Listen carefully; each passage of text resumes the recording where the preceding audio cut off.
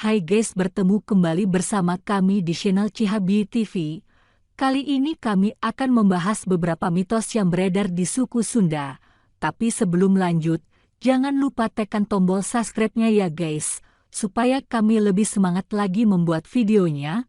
Terima kasih yang sudah subscribe. Baik, kita lanjutkan pembahasannya ya guys. Mitos suku Sunda sudah ada sejak dahulu, baik dalam bentuk ucapan atau perilaku. Mitos yang berkembang pesat di tengah masyarakat tersebut berupa larangan, tabu, atau pamali. Mitos ini erat kaitannya dengan prinsip orang Sunda pada umumnya, yaitu tarapti, tertib, siloka, tidak membuat orang tersinggung, someah, berperilaku sopan terhadap orang lain, dan handap asor, merendah. Meskipun sebagian ada yang berpendapat bahwa pamali hanyalah mitos belaka untuk menakut-nakuti anak agar nurut terhadap orang tua. Namun jika ditelisik lebih dalam, sebenarnya pamali bertujuan untuk kebaikan yang ada hubungannya dengan sebab akibat. Berikut beberapa mitos dari suku Sunda yang berhasil kami rangkum. 1. Potong kuku malam hari. Mitos suku Sunda yang pertama yaitu dilarang untuk memotong kuku malam hari, ulah neuk-teukan kuku tipe uting, sebab nanti akan ada yang sakit atau meninggal. Perlu kita perhatikan bahwa pamali muncul saat itu kala daerah-daerah Sunda masih memiliki keterbatasan fasilitas, misalnya penerangan yang tidak merata dan seadanya. Dilihat dari segi keamanan, pamali ini muncul untuk menghindari tangan atau kaki terluka saat memotong kuku. Jadi memotong kuku sebaiknya dilakukan siang hari saat langit terang dan pandangan tidak terbatas. Di masa ini, memotong kuku malam hari bisa dilakukan malam hari asal penerangannya cukup sehingga aman bagi jari tangan dan kaki. 2. Keluar rumah menjelang maghrib. Mitos suku Sunda yang kedua ini bermakna jangan keluar rumah saat petang menjelang, nanti diculik setan. Pasti familiar dengan ucapan giura balik, saraupna.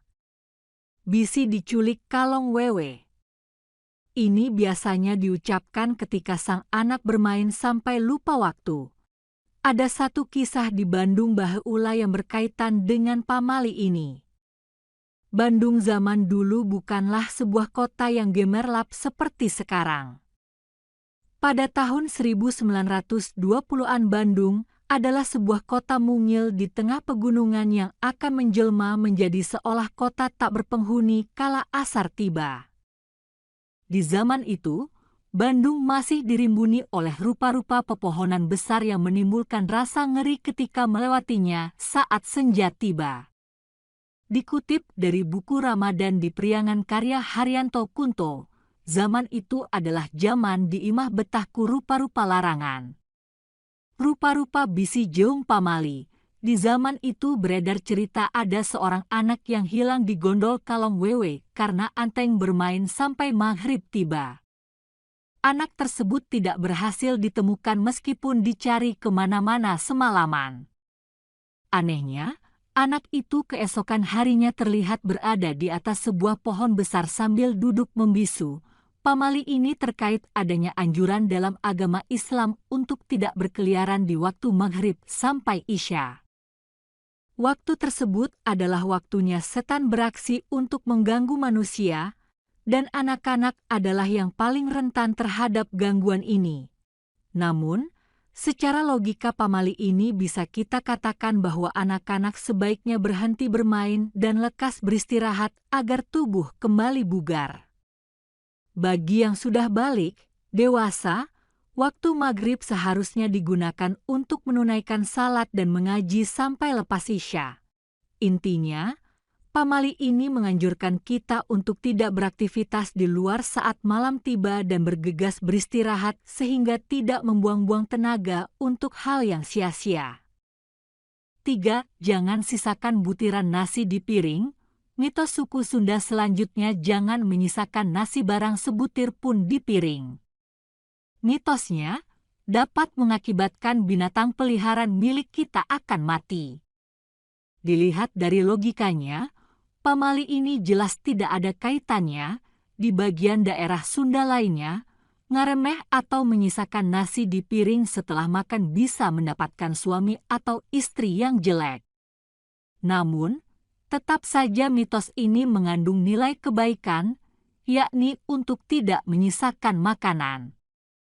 Mitos ini pun mengajarkan kita untuk hidup bersih, teratur dan selalu bersyukur atas nikmat makanan yang bisa kita dapatkan. 4. Dilarang berdiam di pintu. Ini merupakan salah satu mitos suku Sunda yang paling sering kita dengar. Pamali ini bermakna jangan duduk di muka pintu. Untuk anak perempuan yang belum nikah, dikhawatirkan akan susah dapat jodoh. Ada pula yang menyebutkan duduk di muka pintu akan membuat jatuh sakit karena ada makhluk halus yang lewat di pintu tersebut. Pamali ini adalah yang paling mudah dilihat logikanya. Berdiri atau duduk di depan muka pintu merupakan sebuah perbuatan yang mengganggu mobilitas orang lain. Orang yang keluar masuk akan terhalangi bahkan bisa menyebabkan orang lain terjatuh jika berjalan dengan tanpa memperhatikan sekeliling. 5. Bersiul di dalam rumah. Mitos suku Sunda lainnya larangan atau pamali bersiul atau heheotan di dalam rumah. Bersiul di dalam rumah sama saja dengan memanggil makhluk halus untuk datang menghampiri kita. Kemunculan makhluk halus tersebut akan membahayakan keluarga kita. Namun, pamali ini sebenarnya berkaitan dengan etika. Bersiul bisa jadi dianggap lumrah dan mengandung banyak makna tergantung dari konteksnya. Tapi jika ada anggota keluarga yang sedang sedih, bersiul sama dengan tidak berempati pada orang yang sedang mengalami kesedihan tersebut. 6. Makan menggunakan cobek. Jangan makan dengan menggunakan cobek. Nantinya bakal dapat jodoh kakek-kakek atau nenek-nenek. Kira-kira itulah arti dari mitos suku Sunda itu. Namun, jika dilihat dari segi kesehatan, makan dengan menggunakan cobek tidak baik bagi tubuh. Cobek biasanya terbuat dari batu atau campuran pasir sehingga ditakutkan serpihan batu atau pasir tersebut akan ikut terbawa nasi yang kita makan.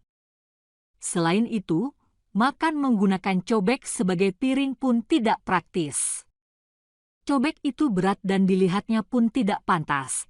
Demikianlah beberapa mitos yang dapat kami rangkum. Semoga bermanfaat. Mohon maaf apabila banyak kesalahan. Jangan lupa subscribe, like, comment, and share. Sampai berjumpa lagi dan wassalam.